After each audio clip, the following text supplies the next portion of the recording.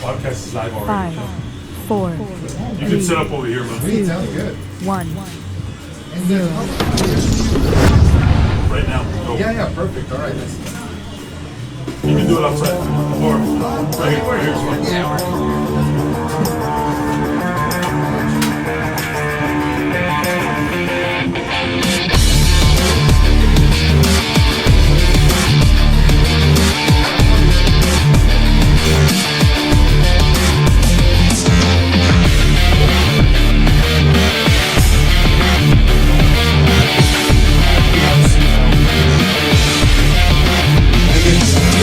Yes, my friend. The barber chair. look at the end. Look at the good chair with it. He's gonna call me Sin Cara. I know. Yeah, we're gonna go over rolls, of course. 5, 4, 3, 2, 1, 0. How long you been doing this? It's my third year, the 13th episode. That's cool. ¿Y número favorito?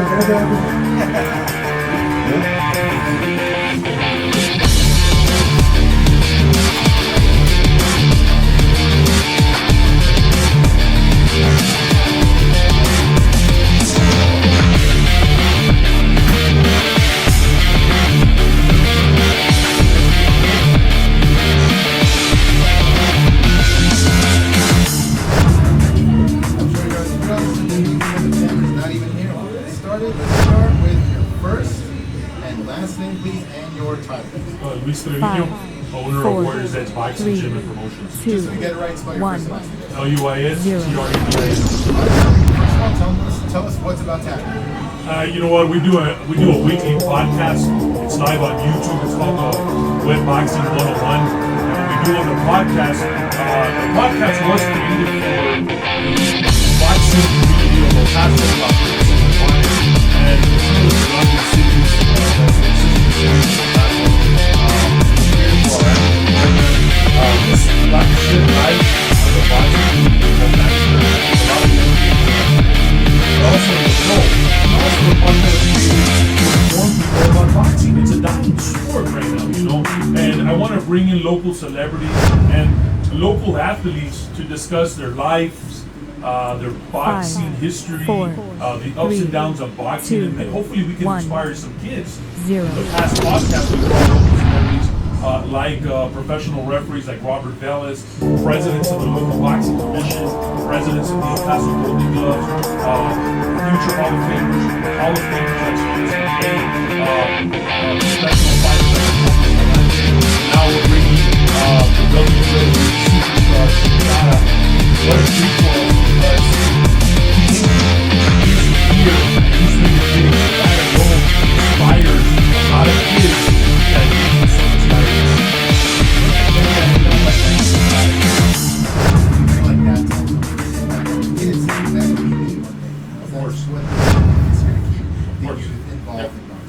Guys, it's all about the youth of the 5, boxing. So 4, that's what the podcast created. So we're on air 2, every 1, Thursday. It's 8 0. p.m. on YouTube live. It's recorded as well. But we're live raw. And you know what the beauty about it is? We're in the gym while kids are actually training. So you can hear the background, the workout guys and kids fighting. Yeah, we're not looking for that. So this is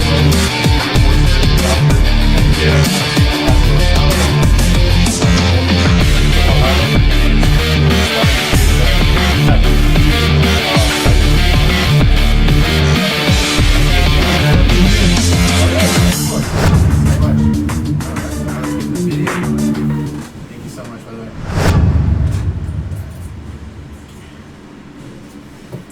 5, 4, 3, 2, 1, 0. ¿De dónde te robaste esta chica?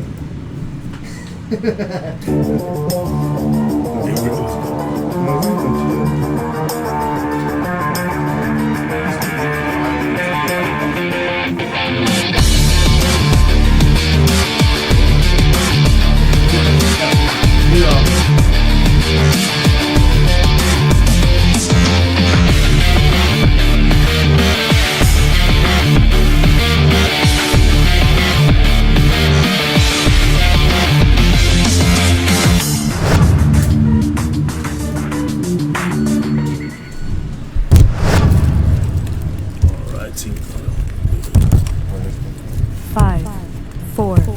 3, 2, 1, 0.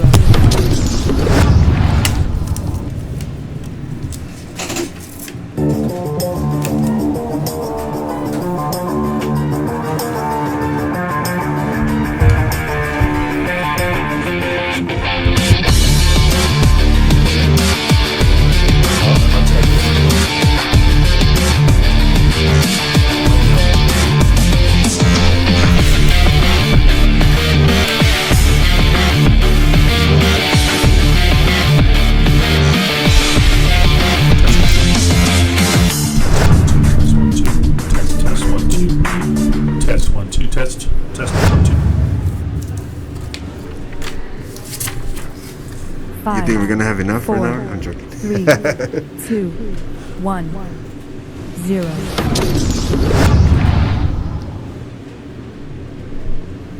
Hello, everybody. Welcome to another edition of Web Boxing 101. I am your host, Luis Trevino, here at the installations of Warriors Edge Boxing 101 Promotions and Gym, where, folks, it doesn't get any better than this. While the kids are training, their kids are working out. It's raw. It's boxing.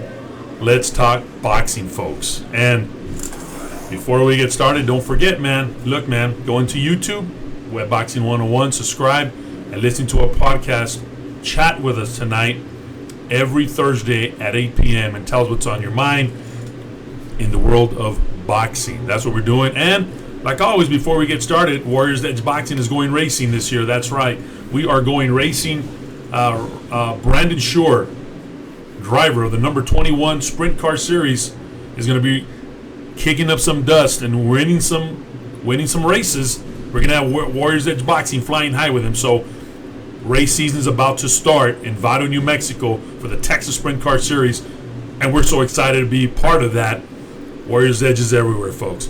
That's right. So, you know what? Speaking about boxing, how about this weekend? Man, it was Canelo Alvarez versus Daniel Jacobs. So the question for tonight, if you want to live chat with me, is, hey, man, tell me what you thought about that fight. And folks, I thought it was great. I think Canelo did great. I think Canelo did what he had to do. Canelo did enough to win the fight, even more. I think the one that didn't do enough was Daniel Jacobs. Daniel Jacobs needed more aggression. He just didn't do it. He backed up. He looked scared. I don't know. I'm not jumping on the bandwagon just because he's Mexican. But let me tell you one thing. That is one bad mother foe, right? So Canelo wins the fight, and we're going to be discussing it all night in the next hour. And with our co-host, we're going to have our guest of honor tonight.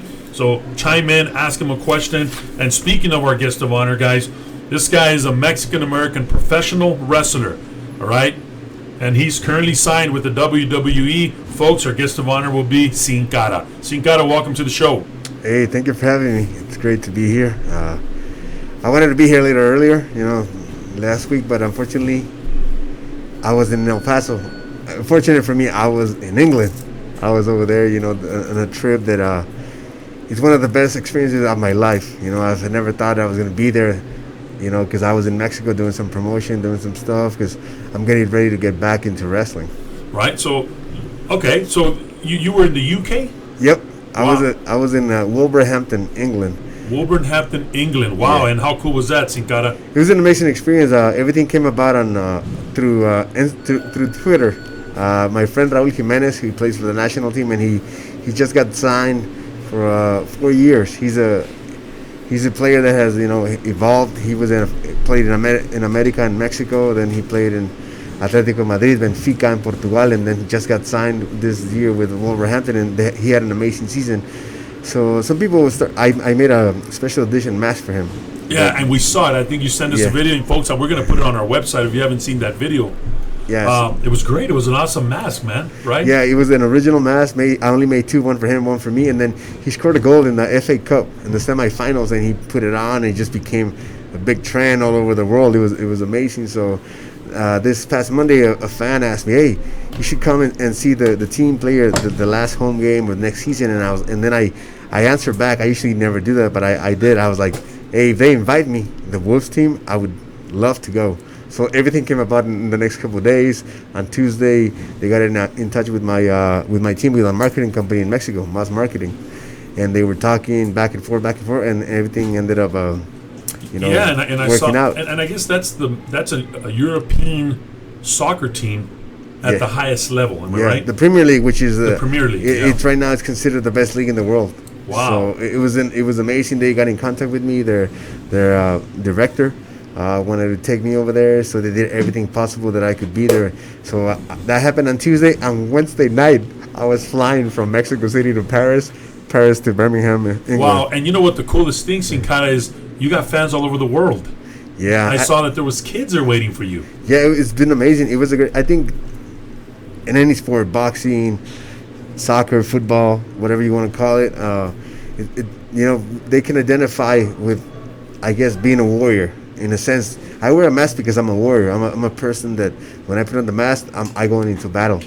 And in the same way, I think that represented when Raul put the mask on, because a lot of people didn't understand why he wore the mask, or he was just being cocky, or and he scored the goal. or things like that, But I told people it doesn't represent being cocky or being this or being that. It represents who we are, where we come from. So you put the mask on, and something happens. It transforms to the character of Sin Cara, correct? Yeah, obviously Sin Cara has a lot of my essence of who I am as a person, but I think when I put the mask on, something in my head or in my heart or something changes, that I want to give my all, that I want to give my best to the people that come see Sin Cara. And this experience, it was different because I didn't get to wrestle there. I was just there to be part of the team, like a special guest. They gave out 20,000 Sin Cara masks, like made of cardboard. 20,000. I think that's a low number, to be honest. The whole stadium was full of them, and everybody was wearing them on the streets. I think you saw your video. 20,000 masks of you identifying you. Yeah. How cool is that experience? I mean, it's unexplainable. Yeah, I mean, if you'd have told me like a year ago or many years ago, hey, you're gonna be one day in the Premier League, announcing a team, because they let me go and announce the team and present the team. I saw that the on last the video. home game. It was just one of those things that I couldn't that I would have never thought of. And then people asked me, like, did you get nervous when you were out there talking? I was like, no, I was excited. I was very happy to be able to do this and show the people that anything's possible. And people the people don't think that I live in El Paso. People think that I live, I don't know, in another place, And I'm like, no, I love El Paso. I love Ciudad Juarez. I come back. My dad still lives in Juarez. I go see him. I go visit. The guy that does my wrestling gear, my mask, he lives in Juarez. So, for me, it's a very special place. And to be able to go around the world and represent everybody and represent not just me, but all of them, it's amazing. Like you were saying before, you do the podcast for these kids because you wanted to have a platform where they can talk, or whether if they want to put themselves out there. And I think in the same way I'm trying to do that to help other people behind, they come Inspire. behind. Exactly. And it's not about Sin Cara. It's not about like, oh, I went to the stadium and it was just about me. We're representing our culture, our people. And you could tell, like, for me, it was just crazy to see a little girl with a Mexican national team T-shirt. She's from the UK. Yeah, She's so from England. let me ask you a question, folks. And if you haven't seen that video, I think we're uploading it on your Instagram or on your Facebook. Yeah. See the video. So before we even go any further, Sin Cara, where can the people see this live right now, or on your social media? Where can we see this? Yeah, I right see now. that you got. I'm right now. It's on my Instagram. We're doing Instagram live, so you guys can join in. It's @Sin Cara WWE. It's verified, so come and join us. And I just wanted to to reach out to more people. I know you reach out to a lot of people, but I wanted to reach a lot of people that maybe sometimes don't get to see me or don't get to hear me, because sometimes I get a bunch of questions on my social media, and sometimes it's hard to answer each one of them. But come and join us. We're here live right now from El Paso, Texas. Good. So, okay, so we're going to talk boxing, okay? Because I have questions for you on that, and of course your awesome history, and of course where is Sin Cara going? In the video, I see a little boy that was waiting for you. How did that boy came? The little boy, did he have something to do with you going over there or scoring the goal? Did he do something special? The boy that was inside the museum. I think a lot of people wanted me to go. It was something amazing by the fans of the Wolves. Oh, okay. But what happened with one of them kids, the kid that I met in the store, he was a fan, and he had taken a picture, and then he was like, someday it became global. And then there was this other kid that he went to his local park where he lives. he scored a goal he was playing by himself. He scored a goal, and then he did the same celebration that Raul Jimenez did, putting on the mask. And then what happened with that, I reposted the video on my social media, and then so he got a lot of comments. His family reached out. So I was a kid. I met him at the museum at the stadium. It was awesome, and I signed a few things for him and took pictures, and we talked a little bit. Well, and you know what, folks, if here, you know, we've had local celebrities, and that's what the podcast was created, and you know, these people that are celebrities, they're into boxing, wrestling. They actually do a lot of stuff for the community, and if I know that one guy that does a lot of things is you, Sin Cara.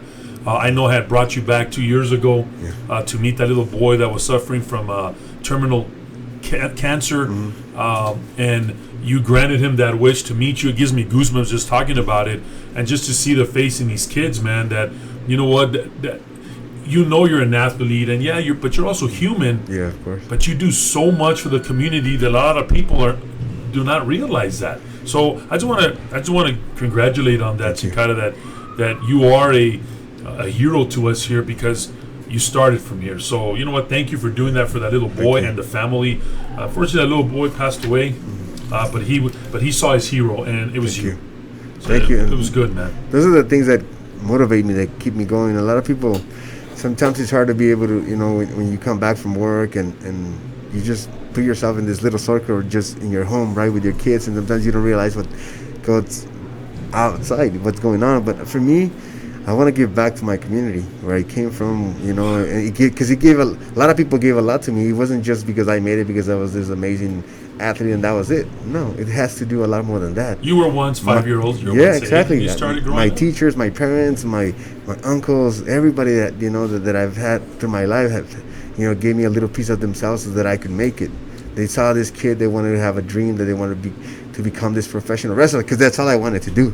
I didn't want to become anything else than to be a wrestler. And I think everybody starts like that. Yeah, so you want to be the Hulk Hogan's and the Sin Caras of wrestling, man. So then when my platform got a lot bigger, I wanted to use that to motivate. And I've done a lot of things. Sometimes I don't put it in social media, or I don't announce it, or I don't want the media to do, because that's the way that I am, you know. And there's certain things that I get to do, and the media puts it out there, which is great too. But most of the time, I'd rather, you know, for privacy of the families, or privacy of the people, I tend not to put it out there. But it doesn't mean that I just come home and I just sit on my butt, you know, at home and watch television. That's it. I know. You're still a family man. I'm still a father. I wake up every day at 6:30 in the morning, wake my kids up, get them ready to school. My wife is doing this, doing that. I help. I take them to school. If I have time, I go pick them up. You know, when they get sick, I take them to a doctor. You're a normal guy. Normal guy. So let me ask you: do you do all this with the mask on? No. A lot of people have that question: do you drive with a mask on? Do you do this? No. I'm like, no. The good thing about a mask is that once I take it off, they don't know who you are. A lot of people don't really know who I am. You know, there's a few fans that really know your career, that obviously they're gonna, but they're very respectful. People are very respectful about that. But overall, I think people don't really have no idea who I am. Which is fine. I don't really mind not having the attention. Do your neighbors know who you are? I think a couple of them, because I have a bunch of like border patrols and cops and everybody, but everybody's very cool, very respectful. Yeah, because you'll beat them up, man. I guess, and then they see this guy all tattooed up sometimes outside. Oh, okay. And then one of my best friends is all tattooed up too. So even if they don't know me, they're probably what goes on in that house is kind of crazy. Is that Sergio, the guy that we just met? Yeah. So we're gonna ask you about the mask. Yeah. I got some questions for you. So did you see are you a boxing fan? Yeah, I love boxing. For me, I remember when I was growing up that Julio Cesar Chavez was the man. You know, the country would stop. Mexico would just stop. Crime when stop. I don't know if you know about that. Yeah, crime would stop. And my dad would put a television outside the house so that all the neighbors could watch it. So we were all outside yelling and screaming over Julio Cesar Chavez winning. What a fighter, huh? Yeah, he was an amazing. So you remember seeing Julio Cesar Chavez fight? El Finito Lopez. El Mantequilla Nápoles. And he still lives. Mantequilla Nápoles still in Juarez. I have some pictures of him, some negatives that they were the present of when he was growing up.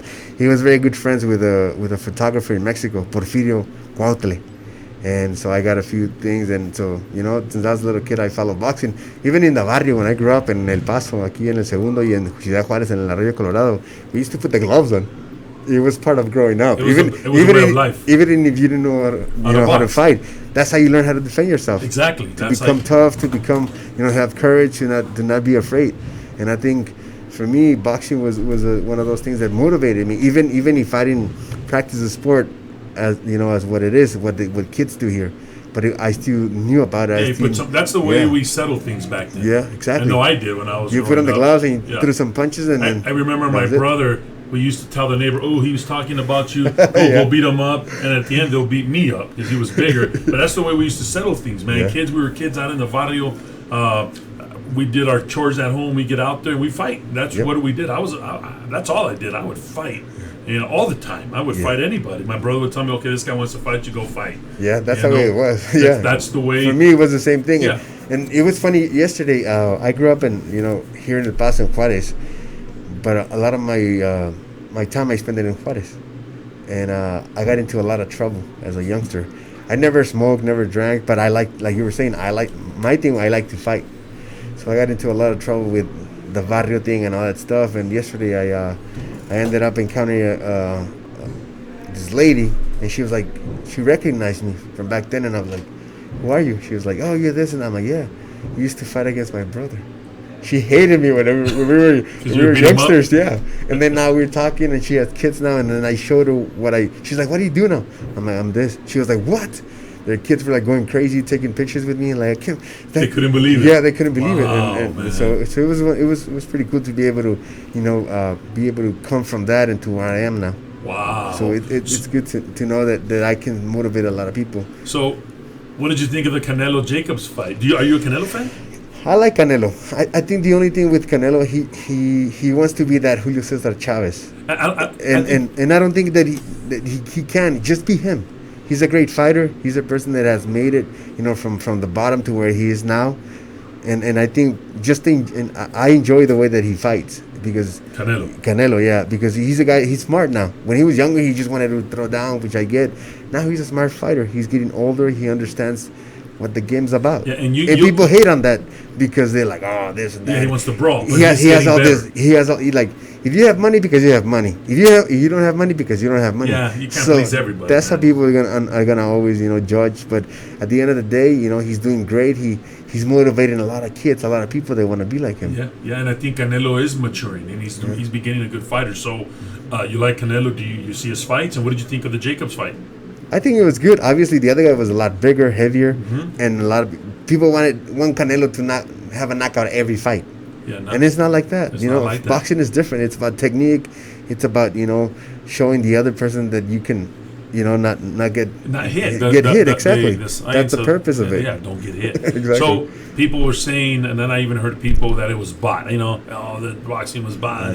He sold himself, and I don't think so. I mean, that's absurd. Who wants to lose? Nobody does. Nobody wants to lose. Even though in boxing they're winners already. Yep. Because there was a guaranteed, I think, purse of over $10 million for Jacobs and over 30 for Canelo, already guaranteed.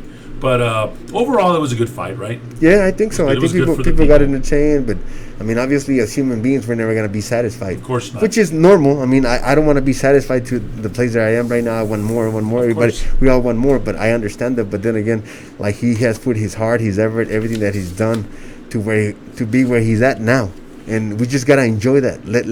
Because then when he retires, you're gonna be like, oh, you're gonna talk about Canelo. Oh, you remember Canelo? He did this, he did that. So enjoy it. And you know what, man? You mentioned that if he wants to be like Julio Cesar Chavez Jr., nobody will ever be a Jordan. Nobody will be a Michael Jackson. Yeah, exactly. Nobody will be a Sin Cara. Legendary people. But I think who knows, maybe Canelo should take his own identity, his own legacy. Think so, yes. I just people want to live through others' legacies. And then it's not going to happen. You just can't compare it. Even if it's your son like Julio Cesar Chavez Jr., everybody wanted to compare him to his dad, and he actually went along with it. I think if Junior would have taken another path and had another identification, he wanted to be so similar to his father, I think he would have had a better turnout. And as it is, he crashed and burned. I think it was the people that wanted that. I don't think it was really him. And they drove him to that, And right? I think they drove him to that. And obviously, economically, that Of drove. course. So obviously, as a human being, that's what you're there for, to make money. And do you, in a sense, you know. Do you think that Junior was also damaged goods because of his father's fortunes and monies? Well, I mean, And he would have raised up a little bit more poor, maybe. to be honest, it's hard to answer that question.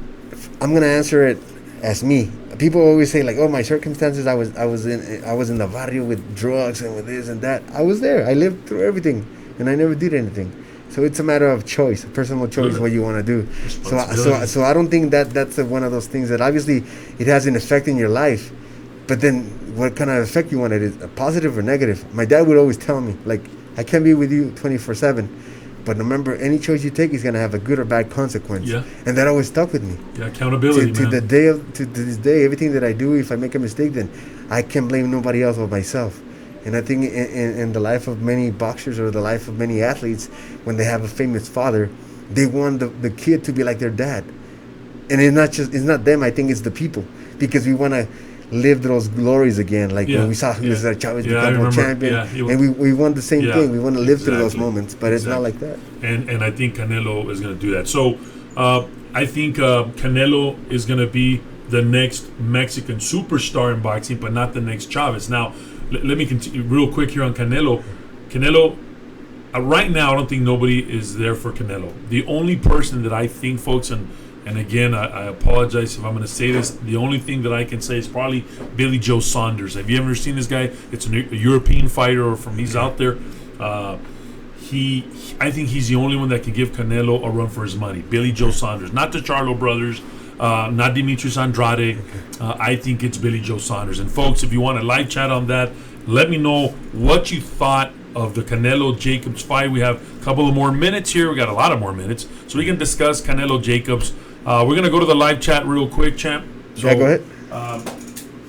We're gonna talk to Sergio Colazo. Said Arriba Juárez. Eso. He's listening to you. Arriba Juárez. Místico El Príncipe de Luz says, "Hey Sin Cara, I want to be a luchador like you, and I was wondering where you get your gear and where you train." Well, I train in Ciudad Juárez. Wow. That's where I started my training. You as started a luchador. there and you still train there? Yeah, no, it's harder for me to be able to train lucha as much as I wanted before. There's a couple of places here in El Paso that I know of. I don't know if you guys are familiar with Hector Rincon. Hector Rincon wrestles under Hurricane Hector. He was Eddie Guerrero's best friend. So where does he? Where? He in Northeast El Paso. So he trains in his backyard. He has a wrestling ring there, and he takes kids and teaches them, the proper way to be able to Wow! Shout out to career. him. Yeah. Is he listening to the podcast or no? I don't know, but if he's listening, he's an amazing person. He's a guy that he works, but then he gives his time for this kid to be able to learn the proper way to wrestle. Because I know there's a lot of people that they say they're teachers or they teach this or I'm pretty sure in boxing the same thing happens. And unfortunately, when you have a dream and then somebody tells you, "Oh, I'm gonna make you a wrestler in 3 months," and then you start wrestling and then you understand they're like, "Oh, this is So not what I want." more. It took me 8 years just to get in the ring. 8 years. 8 years. I did amateur. I did high school wrestling. I did college wrestling, and then trained 2 years of lucha libre. And then they told me, "You're ready to become a professional." And I was like, "No, I'm not ready." So I wasn't. I didn't feel that I was ready. So champ, what high school did you come from? I graduated from Burgess High School. You're from Burgess. Burgess High. Wow. I was fortunate enough to be able to have an amazing coach, Ron Denninger. Ron Denninger. Yeah, he's from Dodgeville, Wisconsin. Wow. And the funny thing about him that when I was 14 years old, he was like about 22, 23. He was just graduated from college. Wow. So he put a lot of motivation into my person, into myself, when he saw this Mexican kid, that had a lot of talent, but I didn't know how to exploit it. He was the one that always, like, in a way, protected me, but at the same time, he pushed me to my limits. He understood my talents, and he understood a lot of the mental game. There were some times that I wanted to quit the team, to be honest. As a freshman, going into regionals, we were cutting weight, and I remember we were running, me and another friend, Hector Ramirez, Spec. That's what we called him. We were running, and I was like, you know what? This is it. I'm done. I don't want to run. I'm done. I don't want to do this no more. And the guy's like, "No, come on, man. You gotta keep running. A lot of people want this. As a freshman, you're going into regionals. Come on." So I was like, "Nah." And he pushed me. He continued pushing me. So that day that happened, I went home and I ate because I was hungry. And I and then my dad just saw me. He just saw me eat, and I remember this. My dad was like, "You're done eating?" I'm like, "Yeah." He's like, "Are you wrestling tomorrow, right?" I'm like, "Yeah, you gotta make weight." He's like, "Yeah."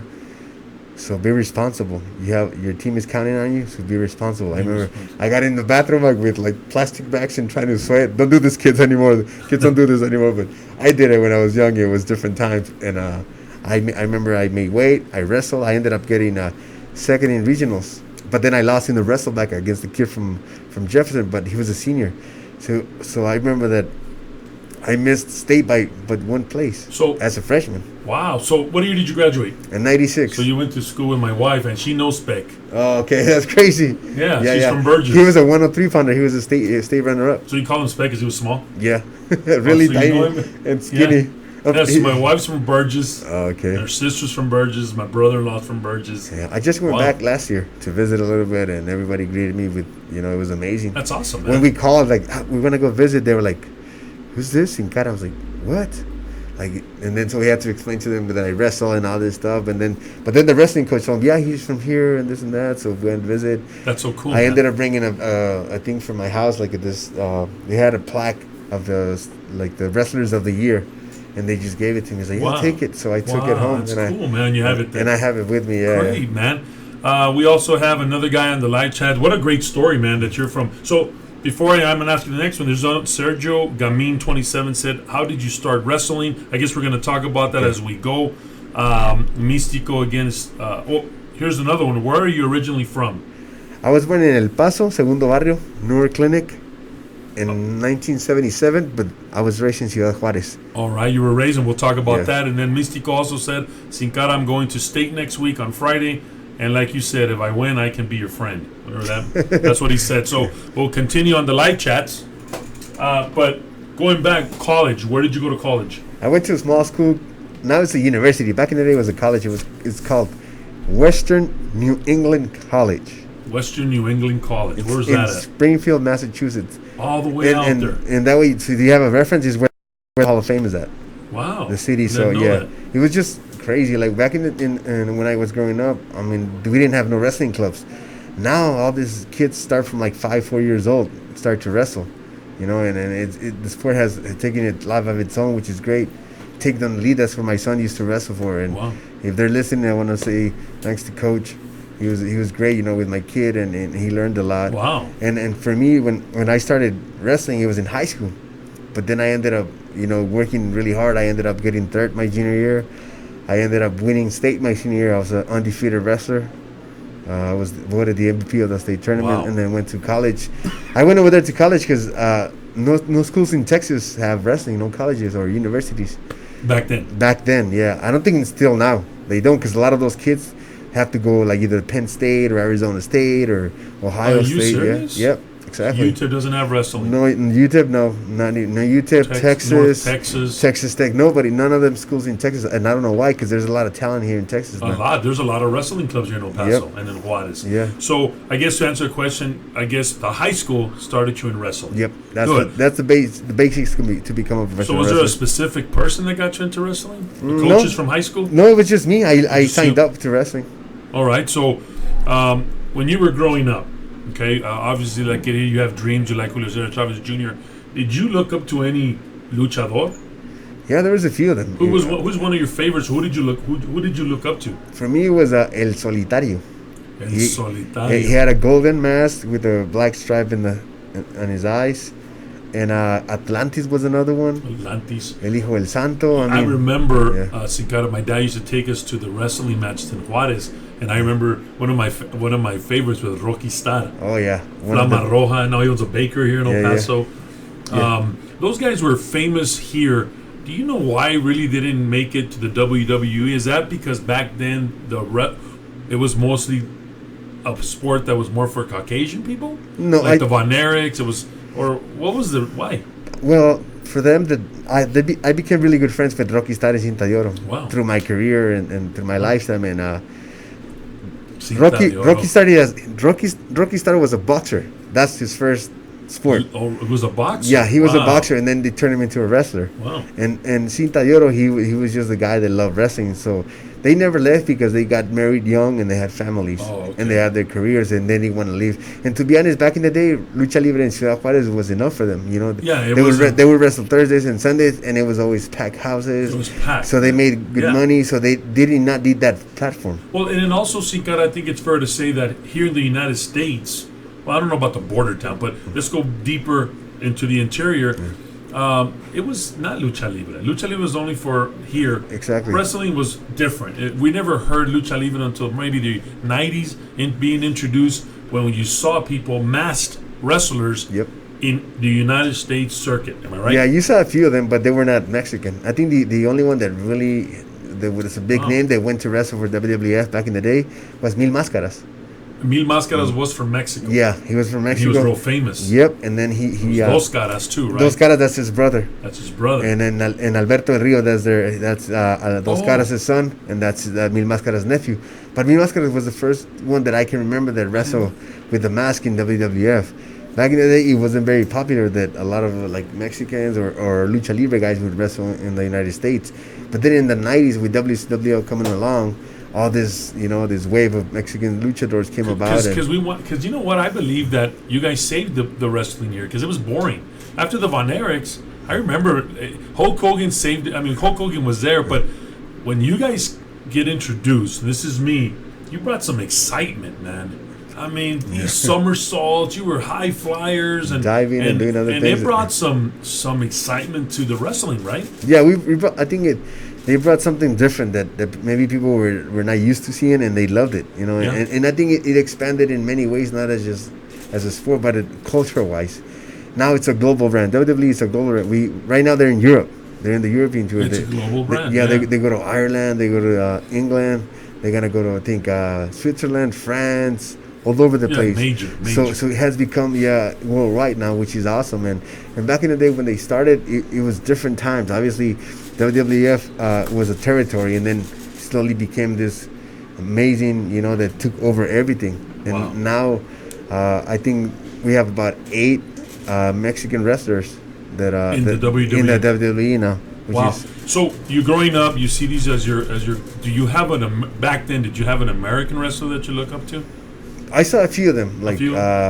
Bret Hart, Bret Hart. Shawn Michaels, and the thing that Shawn I liked Michaels. about those guys that I could relate to them because they were not this humongous guys. They were a lot, I guess in a way normal Agile. size, agile that I could see like one day I want to be like them because I'm able to do that stuff. But but for me it was lucha libre. I know more about the history Wow, of lucha that's libre. cool. And So okay, go ahead. no, I was gonna tell you a little. People don't really know the history about lucha libre or about El Paso, about Ciudad Juarez, and the connection that we have with wrestling. In the 1920s, Salvador Lutero, the owner of Consejo Mundial, the guy that is called the father of lucha libre in Mexico, What was his name again? Salvador Lutero. Wow. He worked for Hacienda in Mexico, and he came down to Ciudad Juarez to work, and they invited him to the Liberty Hall. I think it was 1923, 1924, if I'm not mistaken. We'll tell you guys right now. But he came down to watch a lucha libre show in El Paso, Texas, at the Liberty Hall. He fell in love with wrestling, and he took it mainstream into Mexico. That's how the idea for him to make this global company came from El Paso when he saw a match here. Are you So serious? a lot of people don't realize, and I did a little research. The Liberty Hall was demolished in 1993, so it doesn't exist anymore. So what I want to do now, we have a few surprises later on during You this got some year. projects. Yeah, we have some projects that we want to do is to talk about that, about the history of El Paso. Maybe put like a little expo about my wrestling stuff, like maybe because I collect a lot of wrestling stuff too. Yeah, you told me So one maybe time. have like a little thing for people at a museum that they Is can there a see. Hall of Fame for wrestlers in El Paso or Juarez? No, not at all. You know that there's a boxing Hall of Fame, there's an MMA and martial arts.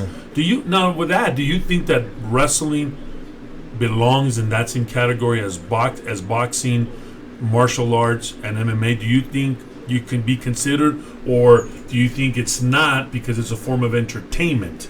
And, well, Because you know how people see it too. that's what people always, put a little check mark on it, and they don't consider it like a real sport. I always tell people, come and train a week with us. Jesus Christ, I've seen you And- fly in the ring. How's not that a sport? You guys are athletes, but you know, people. Can you put it together? Yeah, of course. And I think the main thing here is, like, if you talk to a lot of people of my generation, most of their memories are from wrestling when they were kids. Yeah, Because we got to see the amazing, performers in the 80s and early 90s in Ciudad Juárez. Yeah. So when you talk to people and you say Rocky Star, they know who he is.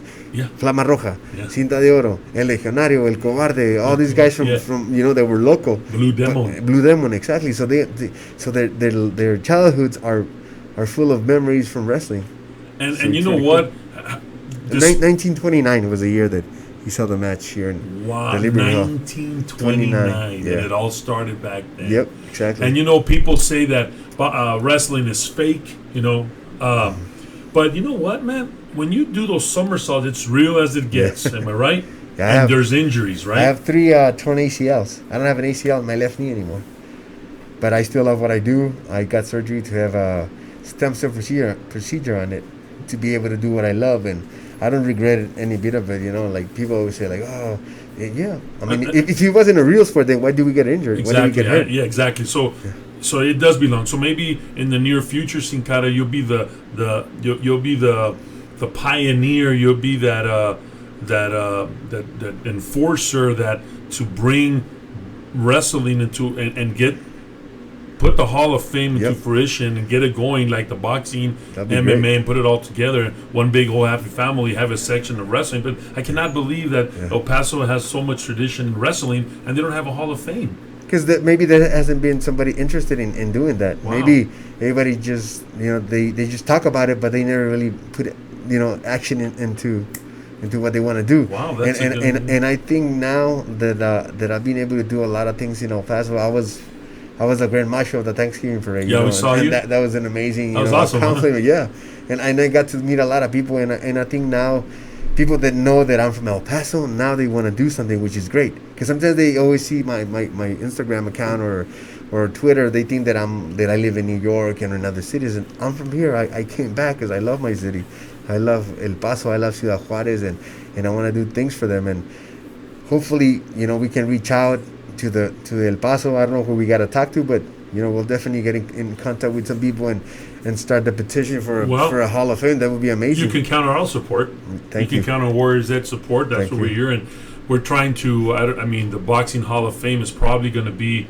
We're thinking about having it under the name of Warriors Edge Boxing, with me as the president of the Boxing Hall of Fame. Awesome. Mr. Thomas McKay is about to retire, and I'm probably going to take that venture as well. That's cool. And if that happens, we could start something there, Sin Cara. Thank you. We will rock and Yeah, roll. because I know that they were trying to do like a boxing and a lucha libre Hall of Fame together. I don't know who was doing that, but it didn't work out because there's always a lot of people a lot of interest, a lot of things, and I think we have to do it the right way, through the right people. The right people, and right I want the city connections. to be part of this, and it would be great that they can. So. And That's awesome. and get the people involved, Of course. not just me, but the wrestlers. They came before me Of course. because I'm here because of them. Of course. So I want to pay tribute every time that I'm out. Like if I go visit to León or Mexico, I always tend to visit somebody that I admire when I was a little kid. Wow. Or legends, The and legends. it's fun to talk to them to you pick their mind a little bit of what they went through, what they did, and I take pictures and I post it on my Instagram, and because I never had the opportunity to live in a home where my dad was a wrestler. My kid, when he sees me. Your dad wasn't a wrestler. No, my dad wasn't a wrestler. My dad was a funeral director and embalmer. And that's where you started. And he's working? a lawyer too. He has a master's degree in law in Mexico. Yeah, he lives in Juárez. Oh, okay. Yeah, he's still alive. He lives. My mom, she lives here in El Paso. She works for the El Paso School District. She's a bus driver. So it's pretty cool. Really? So you're normal as normal. Yeah, exactly. That's so awesome. Yeah, my parents. My mom wants to. Every time that I go see her, she wants to do like a meet and greet at the house. I'm like, Mom, like please don't tell that I'm coming. I want to just relax. I just want to be a son. Or she has all these pictures. Hey, my friends. I'm like, Mom, I just came to see you relax. But she's so proud of me want to take that pictures she wants to get me, all the people to support me, which I get. So when the WWE comes to El Paso, your family goes sees you, right? Of Yeah, course. all the time. And the last time you fought here, wrestled here, you had your son walk in with you. That was cool. I saw it on TV. Yeah, those are experiences you never Of course. that Your that I son- never had as a kid. Really? So and now he loves wrestling. He loves what I do. So he says he wants to be a wrestler. He wants to be a preacher and a singer. 3 things now. I was like, all right, whatever you want to do. If I can Exact. support you, and I just want him to have this good childhood, so that when he gets older, one day that Has I'm those not memories. here, he has those memories. You know, Right. my dad loved me. My dad wanted he wanted to be there for That's me. so cool, man. Is that the best thing that I can do? So, the what's the history, man, of Sin Cara? Well, Sin Cara, the crazy Why thing. Sin Cara? Sin Cara means faceless, and the name came about through WWE. The name, the story is a little complex. A lot of people didn't really know it, but the people that know about my career understand where all this came from. I started wrestling in Ciudad Juarez in November 21st of 1999, under the name of Místico. Místico. And remember that. I name. wrestled there a lot of time, many, like 5-6 years. I went to Mexico to look for my opportunity, took my curriculum and show them what I wanted to accomplish. And I got to wrestle there a few times, but then I came back, and then the company registered my name. What company? Consejo Mundial, without me knowing. Without me knowing, but I was young. I didn't know anything about the laws, anything about trademarks. So they ended up giving the name to a guy that wrestled as Místico in Mexico, in Arena, Mexico. And he became this popular guy, amazing, doing telenovelas, and he was just, he was the wrestler of the moment. And that was your name, and you were like, what? Yeah, and it was hard, I had to go through a lot, but then I continued my dream. I never put myself in a place that I was like, you know what, I'm going to quit, this is it. They stole this from me, that motivated me to keep going. So then when I get to WWE, I got signed and I wrestled under Único with a mask. And then a year later, this kid from Mexico got signed, and they gave him the name Sin Cara. They made this big. So this guy followed you. Yeah, in a way, yeah, we did. So are you guys like arch rivals at that point? We didn't know each other. Okay. We didn't know each other at all. So then he came to WWE. They made all this big deal about it, this big press conference in Mexico, and they announced him, all this stuff. He comes back to the States in WWE and starts working, but unfortunately, he did not, succeed at what they wanted it from him, because the style's a little different. You got to speak the language, and sometimes people don't understand that you got to be able to talk English, for everything that we do, because we do more than just talk in the ring or wrestle in the ring, and he never adapted to the style of what they wanted from him. And I don't know, to be honest, like, I don't want to talk about bad about nobody, but what I tell you here, I've told him to his face. I'm a man like that, When we spoke, when we wrestled against each other, I tell him, like, this is I'm not here to be your friend. I'm here to wrestle. I'm here to wrestle. I'm here to work. What does he do now? He works in Mexico now under Carístico, another So name. he's still wrestling. Yeah, he's still wrestling. He came back to Mexico because they fired him from WWE. That's when they gave me the name. The name Sin Cara. So a lot of people were like, oh, they were mad because I got the name. But like, I was like, everything came back. When something belongs to you, Wow, at the end of the day, God gave it to me for a reason. And I waited my moment. I waited my time. And he only wrestled with the name under like 2 years, because one of those 3 years he was injured. I've been with the name for over 6 years now. So, I know if you guys Google the Sin Cara, you'll see the other guy. But I think, can I say what separates you guys? We can identify you as a tattoo on your left shoulder. Right shoulder. Yeah. Tattoo of an eagle. Of an angel. Angel. And that's what separates you. And I'm taller too. I know that guy. Not that guy. That guy's a real Sin Cara, right? Yeah. But I mean, he only wrestled 2 years. So, baseball is, when you go to baseball, the kids make it through high school. They go through a farm system, the single A, double A, triple A. Chihuahuas are the farm system of the San Diego Padres, right? And then if you make it there good, the Padres see you, they pick you up. Is that the way it works in wrestling? Do you have a farm system, or by luck do they just look at you, or you got to send tapes and video to the big gods, which is WWE or WCW? Well, back in the day when I wanted to do a tryout for the company, we didn't have social media like it is now. We started having like MySpace and with a little bit of this and that. So imagine that. So you couldn't get On yourself. VHS? Yeah, you couldn't get yourself out there. Now the kids have this platform so they can show the world what they do. But that's the way it works. For me it didn't. I waited my moment. I remember that I asked Nicho El Millonario. He was the original Psychosis. He wrestled in WCW. He wrestled in WWE. and I got to wrestle with him in Ciudad Juarez for a long time. I ended up winning the WWE World Title against him in 2004. And I remember that I asked him, I was like, you know what? Can you help me out to get a tryout or something? I remember he gave me this paper with the number of the agents of WWE. He's like, call them. Dean Malenko, Arn Anderson. And I was so scared that I never called. I still have that piece of paper. But I never called. So what I did... That's going to go in the museum. But, yeah, I started training really hard. I remember I want to train, take some pictures, and then send them out. So that's what I did. I did. That was in 2008. And then when did you get the training. call? And then through wrestling, I was wrestling in the independent circuit. I met X-Pac, Sean Walkman. I got to wrestle with him, and he liked my work. So he was the one that one day called me. He's like, you know what? I want to see you want to do your tryout for WWE. I know the people there, and I asked about you a little bit with some friends, and they told me you don't drink, you don't do this, you speak Spanish, you speak English. Would you be interested? And I was like, yeah, sure. So that's how I got my tryout. 2 weeks later, I was in Corpus and Laredo making my tryout with no money. I had no money. I remember that I had to sell some of my wrestling masks. So the tryout was in Laredo? Yeah, in Corpus and Laredo. I had to drive. I had to get myself out there. Now they pay all their like their travel and everything to do a tryout. For me, it was like that. So I got to Russia, and imagine me getting in there and asking and I see Randy Orton, Big Show, all this guy. You didn't have a mask? No. I did a try. I remember that I got so scared that I didn't even wear my gear. I had some warm-ups, some shoes, some tennis shoes, and a T-shirt. That's how I did my tryout. Wow. And, I was lucky enough, or I don't know if you call it luck, but I was blessed enough to be able to be picked, as soon as they saw me. And then, like a couple months later, I was at the Performance Center. Back in the day, it was FCW. Now it's called NXT, which they have this amazing, you have 8 rings with a, state-of-the-art gym, and they have computers where they can go watch like matches from the past. If they want to do promos, they have this little room where they practice their promos. So they have all the tools to become successful. Back for me, it was different. We only had 3 rings. It was in the main arena and 2 in the back. And I remember we used to train, and then after that, every couple of days out of the week, we had to go to John Cena's private gym to do weights. It was like an hour of travel. And back then, John Cena wasn't that big, huh?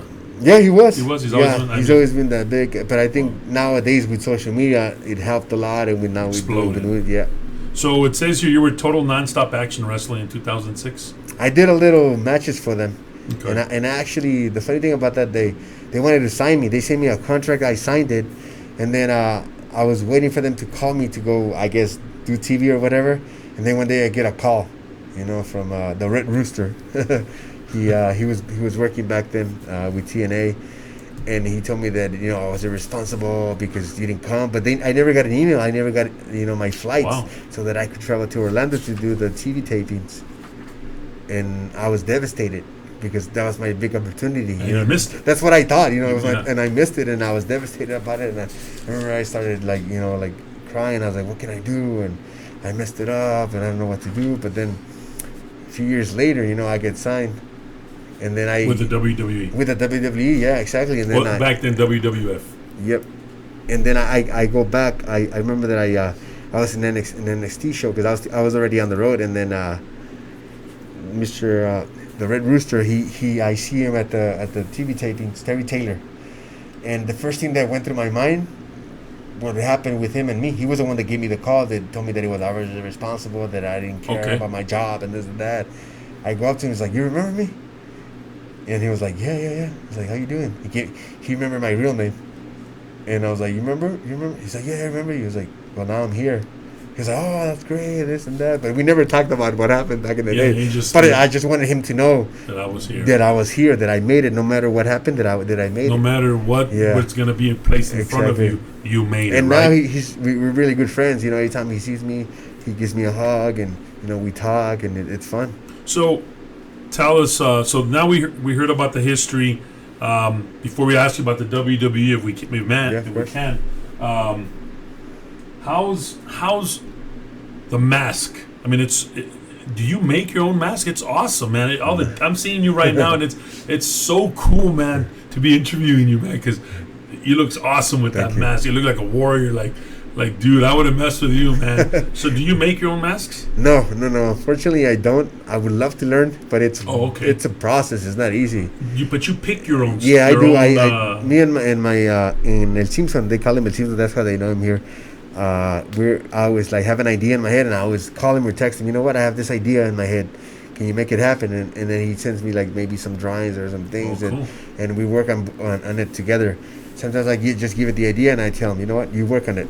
I let you, have a free hand in this, and put your magic into it. And that's what he does. When you get your mask, does the WWE has to approve them? No, not at all. Okay. No. They give me free leeway in what I wanted to do when I took over the character. Yeah. So you have crosses. I've seen a lot of crosses in your past mask. Is that something that's always in your mask? Yeah, I'm a very spiritual person. It's faith. I'm a man of faith. Yeah, obviously. And it's always because of that. Yeah, exactly. Yeah, the last mask I saw had a cross too, man. Yeah. Pretty much everywhere, man. Yeah, I have it in the front and then I have it in the back. This mask that I have, it's in honor of El Villano Tercero.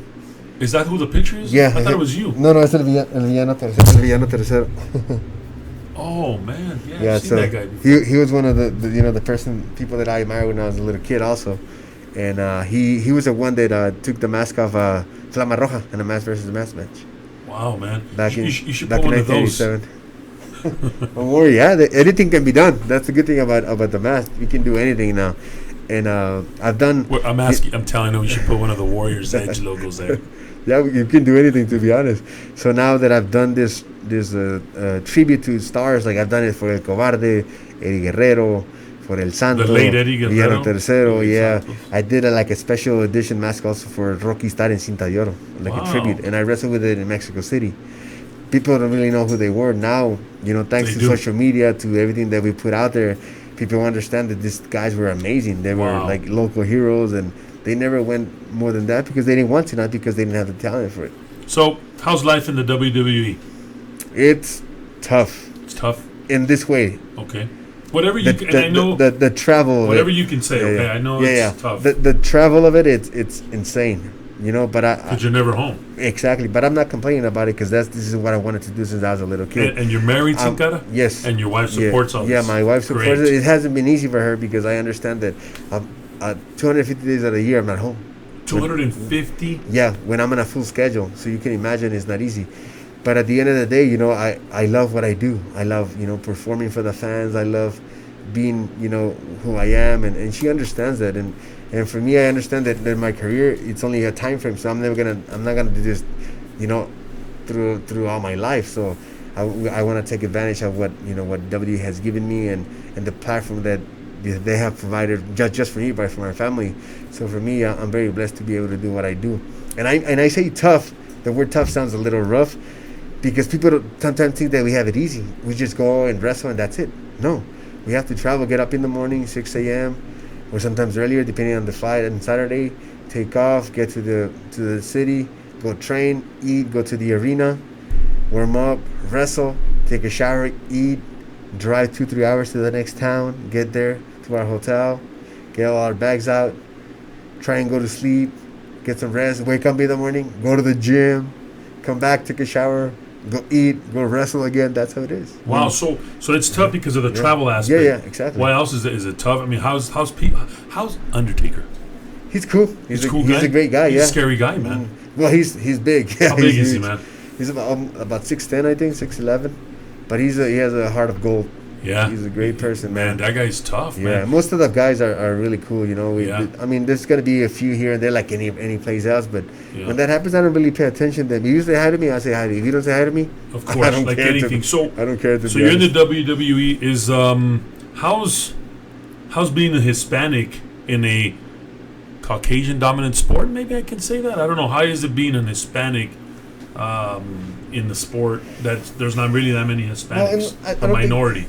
Mainly I think for the WWE is that we have to prove ourselves more than other people because we come from a different culture. We're not that typical 6'8" guy with 280 pounds that looks like all jacked up and amazing. For us it's different. We always have to showcase our talent to let them know that's what we're here for and to prove ourselves.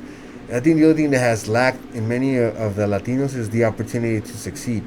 I think we have that opportunity, and we have not exploded to the max to be able to, make big stars, and obviously like Eddie Guerrero and Alberto Del Rio and Rey Mysterio made an impact for a lot of us, and all of us want to be like them. But then again, like I think all we need is the opportunity to succeed, and that's how I've always said this. In many interviews that I've said, and even in my social media, all we need is the opportunity to succeed. And for the most part, everybody takes it well, but I'm pretty sure there's some of them that. Yeah, there's always complaints about people who are like, how come you don't win a title? How come you don't win a belt? How come you don't do this? You don't do that? You have won a title. Yeah, I've won a few. Yeah, I've definitely. won a few. But people always like complain like, oh, you're just. They use this word that I hate. They call it a jobber. A jobber. A jobber, yeah, because you do the job for the other person. Oh, that's a wrestling term that the fans, use, and I hate it. Why? Because they think they know what we do. They think they know what we go through. Yeah, no. And they don't. You don't have the right to call me a jobber, because you're not there.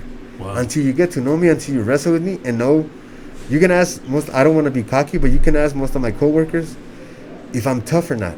Ask them who the real Sin Cara is. And You're see tough. what if I'm about. Do you get along with the other Hispanic wrestlers? Yeah, I do. I do. With most of them, I do. We're good friends and we talk. And, is there Rey Mysterio one of them? Yeah, he's a great person, man. Yeah. He's one of the most nicest people that you can ever meet. And Like he's just really all hard. Yeah, man. He's a really, really, really humble guy. Who's also out there, man, from the Lucha Libre and the WWE? Andrade, he used to wrestle as La Sombra. He's just coming up. Now he's dating Charlotte Flair, so everything like exploded because he was dating Charlotte her. Flair is Ric Flair's daughter? Yeah, exactly. Is she in wrestling too? Yeah, she's wrestling. Wow. She's great. She's doing great. She's one of the top performers, in WWE, not just for men, for women, for both. And he's dating her now, so a lot of people are like saying like, oh, Andrade's getting the opportunity now because he's going out with her. Yeah. I'm like, no, he's in everywhere. Huh? Look at his job. Look at his work. He wrestled in Japan. He wrestled in Mexico. He's being an amazing worker everywhere he goes. So don't start putting all that blame in or saying stupid stuff like that. Yeah, that's how people tend to do. Oh, he's just a jobber. Oh, he says this because this. I'm like, come on, people, just enjoy him. He's an amazing performer. Go watch him. Watch his videos, what he does. He's just great. I love wrestling. I had a big rivalry with him. It was just amazing. So, I know you've been to the big show, and that's WrestleMania. Yep. How was that? How was that experience? I know you said one of your best experiences was going to Europe this past week. But how about WrestleMania, wrestling in front of, how many people were there? The one that I wrestled that I always John consider Cena? the best time was 101,766 people, if I'm not mistaken. 101,000. At the Cowboy Stadium, which is the AT&T Stadium. And now. you fought next to John Cena? No, it was me.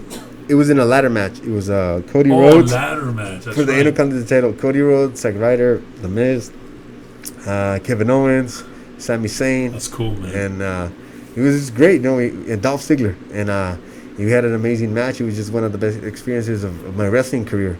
Just to be able to perform, to make it there, to be able to perform, and the match was just great. It was full of action-packed stuff that we did that I hadn't done in many years, that I never did before, and that I haven't done since. It's not because I can't do it. It's because there's times and moments that you gotta perform and showcase your talent. So and I think being a wrestler, kind of there's also pressure of coming out with a new move. I think your ring introduction is you fly over the ropes, right? Yeah, I do. There's a trampoline, and always people make fun of. Some people make fun of it, like, oh, he uses a trampoline to jump over. And I'm kidding me? And I'm like, go home and try it. And if you don't fall on your face, then you're amazing. Then you should be Sin Cara and not me. But then again, like people always underestimate what we do. That's the way people are, and I always tell people, just try it one time. A lot of my coworkers have tried it in like when we're in a live event, and they can't make it. It's like, this is hard. How do you do this? I'm like, God, yeah, you fly over the. Just practice, yeah. It's a 4-foot ring. Because it's just really close to the ring. Like if you miss, you're gonna hit your head on one of the ropes. And it's you're live. not gonna make it. And yeah, it's live. Exactly. And let me tell you a funny story. There was a time where I always tell the people when we have live events, don't put the spotlight on my face, because with the mask, the material, it reflects into my eyes. Can you see well with that? that? I can see now, perfect. But if you put the light, it reflects into my eyes.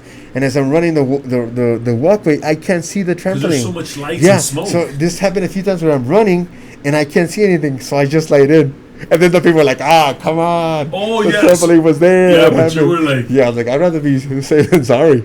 Oh, so if you don't see, you can bail out at any Yeah, minute. I just like in the ring. So that's one thing we didn't know And then as I a tell the wrestler. crew guys like, come on guys, I can't see. Like, don't put the spotlight in. And they understand, so they always ask me now, like, you want spotlight? I'm like, no spotlight. If you're gonna put it on the thing, Or on the behind trampoline, or behind me, not in my eyes, because I can't see at all. So now we know when we see you, the trampoline. If I slide it, it's because of that. Oh, okay. Because it's always flying over, Yep, right? exactly. So that's like your signature move. Yep. But then also you got other ones that I've seen that they're amazing. It takes a lot of agility. I think if I even try one of the ones that have the least force, I think I'll be in the hospital or I'll have the check engine light on, man, for like a week. Yeah, let's not do that. So life in WWE has treated you good. I mean, unfortunately, Yes. you got to travel a lot, and Yeah, that's the only thing. But other than that, like, I mean, I enjoy what I do. I Does enjoy your the family fans. go with you sometimes? Sometimes they do, especially in the summer. I take the family with me, to shows, but it's not easy. They understand that we have to travel. And let me do the same ask you: thing. is the WWE family friendly? Is your bosses okay with your family? Yeah, it's PG-13. Yeah, every time that I bring my family, they come with me backstage, and they're there. PG-13. Yeah, yeah. They have a so- code to go by. Yep, It's not exactly. what it's not what we see. No, it's different. I think a lot of us that go take our families, they get to enjoy being backstage and meeting all our friends. Bray Wyatt, Roman Reigns. Undertaker. My son has pictures with all those guys. And bet. they're just great. And every time they see my family or my kids, they always say hi to them. They're very courteous with them, and it's just fun. I enjoy it. So it's PG-13. Wow. So who has been the most talented wrestler you have wrestled? Well, it's hard to say one. I've had, the opportunity to work with many people and many guys, but some of the matches that I enjoy a lot was with Tyson Kidd. He from Canada. He's Natty Neidhart's husband, Okay. and I really enjoy, working with him, and it was a lot of fun because our styles were kind of similar, and also with Andrade Cien Almas. Oh, those were the most talented wrestlers. That I consider wrestling with. Obviously, there's been a lot of guys that have had great matches. Alberto Del Rio is one of the other guys that He's tall too. Huh? Yeah, we just did magic in the ring. We went through a tour together, and it was just easy to work with him. It was fun. I enjoyed it. The styles, were kind of similar, so we blended really well, and it was a great show for the people. Good. At the end of the day, this is for the people. This is not for me. It's not for them. It's for the people that pay a ticket to come see us. Wow. So we're gonna go back to the live chat, folks. We got Sergio Gamin 27. What inspired you to make your mask? Any inspiration on the mask? Was it because I know you're a godly man and you're real religious because of the crosses? Does anything else inspire you to make those masks? Yeah, this one has the eagles. I don't know, on the side it has like a tribal with the eagle. Oh, yeah. And because I'm a fan of Club America, they're playing right now actually. Sorry. Hey, well, thanks for being here, bro. Nada. So they're playing right now against Cruz Azul. You want the scores, man? We can give you updates on the scores. We'll find out right now. Yeah. So you like soccer so much. So let me ask you something. Do you like the El Paso Locomotive? Is that? I haven't been to one of them games Oh, yet. you will. But if they invite me, I'll be more than Cool, happy man. to be there. Yeah, but I know a gentleman that plays there. He goes to the gym that I go, Sun City Gym. Oh, it's going to be a matter of time. So right? so Or the hopefully- Chihuahuas inviting you, man. I've been to the Chihuahuas game one time and through the first pitch, cool. Yeah, Yeah, that's how I awesome. met my stepson here, Jesus Rosales. Oh, really? Yeah. Wow. So Sergio Gamin 27 also said saludos from Checo desde el Mount Carmel Cemetery. Órale. Místico El Príncipe says he'll support the Hall of Fame. Es todo. Carlos Alves says awesome interview. So a shout out to everybody out there. Thank you. All my boxing fans or wrestling fans as well. So we're asking you who was your favorite wrestler, and you're telling us, is there any least favorite because of the way the style and why? No, I think for me, as now that I'm part of wrestling, that I'm part of what's been going on, that I wrestled, I pay respect to everybody who's gotten in the ring because it's not easy, No matter how much talent you have or whatever, I think as soon as you step in the ring, that makes you a tough person, makes you a person that they wanted to accomplish something. But I'm pretty sure that. I mean, there's a few guys that like say, but I don't want to hate on anybody. It's everybody has their own thing, and it's up to them if they want to make it or not, or what they do of their lives. But if I don't like somebody, I stay away. Simple as that. Do you have to fight them at one point or no? Or who makes the schedule? Sometimes they do. Sometimes I get to wrestle with them, and I try to do the best that I can with it. Cool, man. That's I awesome, man. I don't hate on my job and what I do, because at the end, like I was telling you before, it's for the people, not for me. It doesn't matter how I feel about the other wrestler. The most important thing is to be able to do the best that we can to provide an amazing show for the people and for the kids. Most memorable fight? wrestling match? Oh, I thought you said it when I was a little kid. I was No, fighting. yeah. Oh, your neighbor's No. kids. No. It's been a few, but I think when I won the world title against Nicho in Ciudad Juárez in el Poliforo Juan Gabriel in 2004 was one of my big moments, and also when WrestleMania 32 at Cowboy Stadium. Wow, yeah, that was memorable, man. Yeah. So, Sin Cara, we again, it's been an honor to have you, man. No, man, thank you for thanks having for me. coming out on your busy schedule, man, and thanks for inspiring us. You inspired me already, man, and I've known you for a while already. Thank you. But thanks for coming out for the podcast, man. Any last things you want to say to anybody that's listening to this podcast? And folks, and it's going to be recorded as well. Anybody can go back and, you have a big audience in law enforcement as well. Thank you. A lot of my friends in Border Patrol, the Sheriff's Office, listen to them tomorrow when they're on shift or on duty. Yeah. So even your fans, I want to thank all the the officers, all the people, the firefighters, everybody that works in law enforcement, that anywhere that it provides for us a secured city. That's why I came back to El Paso. El Paso is considered one of the safest cities in the United States. It is. So I want to thank all those people that make it happen for all of us. Sometimes we don't appreciate it, because we take it for granted, and we're here in this. And one of those things that I really hate when I travel and I see people, when I hear people like, oh, I want to get out of El Paso because this and that, complaining about El Paso. I'm like, no, if you don't like it here, get out of here.